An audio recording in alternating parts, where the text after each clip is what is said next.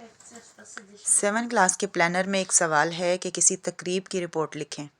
سب سے پہلے تو یہ جاننا ضروری ہے کہ رپورٹ کسے کہتے ہیں۔ اردو میں رپورٹ لکھنے کو روداد نویسی کہتے ہیں۔ روداد کسی تقریب کا آنکھوں دیکھا حال لکھنا رپورٹ کہلاتا ہے۔ روداد ہمیشہ کسی کے کہنے پر لکھی جاتی ہے۔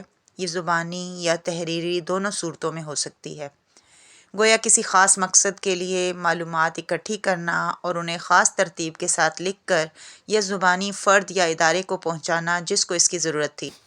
روداد ذاتی، دفتری یا صحافتی ہو سکتی ہے۔ اسے رپورٹ تاز بھی کہتے ہیں۔ آج ہم ایک روداد پڑھیں گے، چائے کی ایک دعوت۔ ہمارے ملک میں اگرچہ شروع میں چائے کا اتنا رواج نہیں تھا، لیکن وقت گزرنے کے ساتھ ساتھ اب چائے ایک ضرورت بن چکی ہے۔ ہر گھر، دفتر، ہوٹل، کارخانے وغیرہ میں چائے دن میں کئی بار پی جاتی ہے، یعنی یہ ہمارے مزاج کا ایک حصہ بن چکی ہے۔ یوں تو چائے کی کئی ایک دعوتیں ہوئیں، لیکن ایک دعوت جو ہمارے اسکول میں ہوئی تھی ابھی تک یاد ہے۔ اس چائے کی دعوت کے مہمان خصوصی ہمارے ریاضی کے استاد احمد رفیق صاحب تھے، جن کا تبادلہ دوسرے اسکول میں ہو گیا تھا۔ ان کے اعزاز میں ایک الوداعی پارٹی کا اہتمام کیا گیا تھا، جس کی میزبانی کا شرف اسکول کی 10ویں جماعت کو بخشا گیا۔ ہمارے یہ استاد بڑے محنتی اور ہر دل عزیز تھے، اور ان کی جماعت کا نتیجہ ہمیشہ 100% نکلتا تھا۔ ان کے پڑھانے کا انداز بہت دلکش تھا۔ ایک کمزور سے کمزور طالب علم بھی ان کے طریقہ تدریس سے فائدہ اٹھاتا تھا۔ چائے کی تقریب کا انتظام اسکول کے سرسبز و شاداب گراؤنڈ میں کیا گیا تھا۔ ہمارے اسکول کا یہ گراؤنڈ بہت وسیع ہے، اور چاروں اطراف میں درختوں کی موجودگی اور کیاریوں میں کھلے ہوئے خوبصورت رنگا رنگ پھولوں نے اسے بہت خوبصورت بنا دیا ہے۔ اسی گراؤنڈ میں تقریب کے لیے میزیں لگائی گئی تھیں، جن پر صاف ستھری سفید چادریں بچھا دی گئی تھیں۔ چونکہ سردی کا موسم تھا، اس لیے سپہر 4 بجے کا وقت رکھا گیا تھا۔ ہر میز پر گلدان میں خوبصورت تازہ پھول سجائے گئے تھے۔ مہمان خصوصی کی میز خاص طور پر قابل دید تھی۔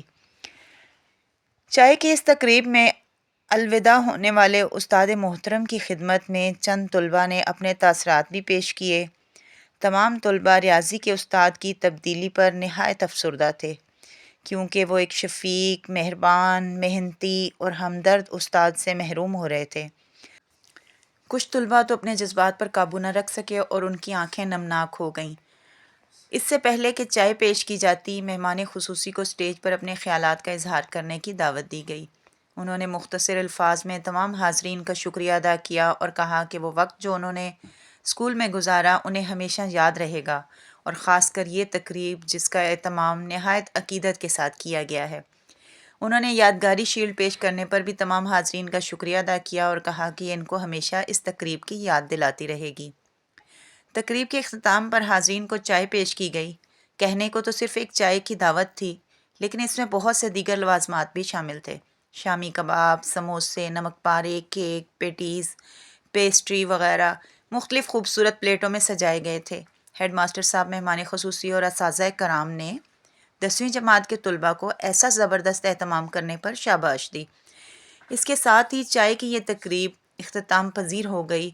مجھے یہ دعوت ہمیشہ یاد آتی ہے، جس میں ہم سب طلباء اپنے استاد کے بچھڑنے پر افسردہ تھے۔